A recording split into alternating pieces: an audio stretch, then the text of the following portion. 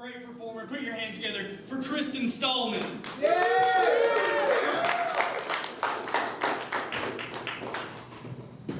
That's a lot to live up to there, Dalton. Okay, I just want to point out, Bender is not the only person who had to come out to their family.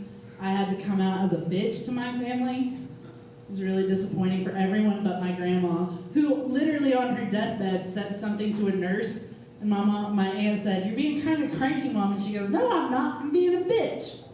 And she died. That's kind of sad, but anyway, it runs in the blood. I'll also point someone else out. Being a slut comes around to my family too. My great-grandmother had like 7 husbands before she died, which is a lot in like the 1900s, okay? Anyway, I personally am 33, single, and bisexual, so my family's real proud of me. I also do stand-up comedy, so they're even prouder, y'all. I come from teachers, farm folk, and military personnel, so they're all like, "Get a real job." I don't have one, this is it. I am currently on Tinder. Anyone else? Woo! I got a few of you desperate, lonely losers like myself, but you all sounded male, and that's the problem. None of you understand what it's like for a girl on Tinder these days, but that is why I have decided my best, like everything, is to use the lines that I have used on me on other females and see if it works, because I am bisexual. So you're my victim tonight. Sorry, babe. Sorry. This is what I got yesterday. Hey, butt stuff? My response was like, "You're really not attractive enough to ask people that right off the bat." He unmatched me, you guys. Sorry. Yeah, sad, right? No, I get a lot of that stuff. My favorite by far is roses or daisies. Daisies? Now I know what to put on your casket after I murder that pussy. You know what I don't want to have happen to my pussy? Murder. Okay. I like it a lot. I want it to live through the night. Okay. No, and what's funny is like when you say, "Hey, that's kind of rude," they're like, "What did you expect on Tinder?" I'm like, Tinder is the bar of the internet, you guys. If somebody walked up to me in a bar and said that, I'd slap them. If you don't think that's true, you can ask my ex-boyfriend. That's how we met. He really did. He grabbed my ass in a bar and I looked at him and I said, "If you touch me one more time, I will slap you across the face."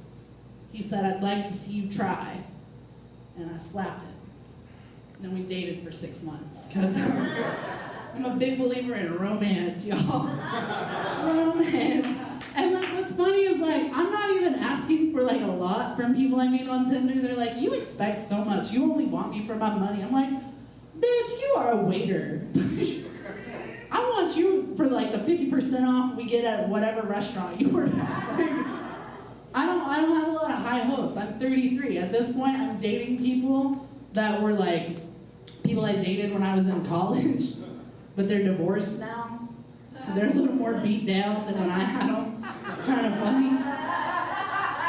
And I will say this, I'm not proud of it, but I have been the reason that several of my ex-boyfriends have been divorced. People are like, "What?" And I'm like, "Yeah." So apparently, I got that pussy that makes you want to come back for it later. Not marry it, not like lock it, no, like don't put it on lockdown. You just gotta come back for it like 3 years later. And then their wives are all like, "Why did you break up our marriage?" I'm like, "I didn't. He messaged me. He called me. I didn't want him. That's why you got married." No, and also I'll be honest, like I have the curse of the pink fairy. Does anybody know what that is? It's when you date a lot of men that are gay, and they come out after you break up. And I'm just gonna tell you guys, if you're gay and dating a girl right now, you know what not to say to her once you break up? "Because of you, I felt like I could come out of the closet." What the fuck is wrong with me? No, don't feel bad. I'm a bitch. I already told you that. I told you that from the get. I'm gonna leave you guys. Okay, it's after 10:30, right? I can say a dirty joke? Yeah. You guys want my dirtiest joke? Okay. Normally on Tinder, when guys ask me to like fuck around and I tell them that I don't want to, they're like, "Well, you're fat and ugly." And I'm like, "Well, I've peed on better men than you." That's a true story. I actually Went on a date with a gentleman, and he looked at me on our first date, and he said, I like you a lot. I just think you need to know, I like to be peed on. So on our second date, I was like, I guess I'm gonna have to pee on him, because I commit to relationships really quickly.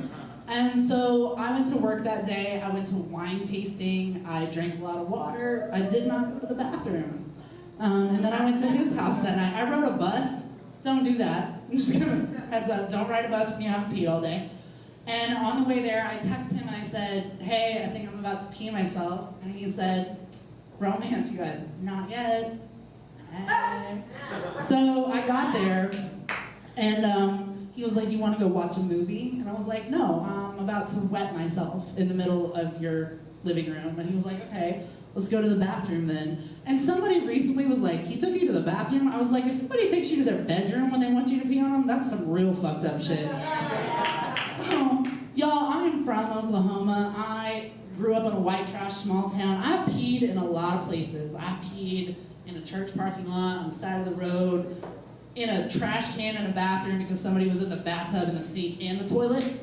But can I just tell you guys, the hardest time to pee is when somebody is just going on your vagina, okay? Y'all have a good night.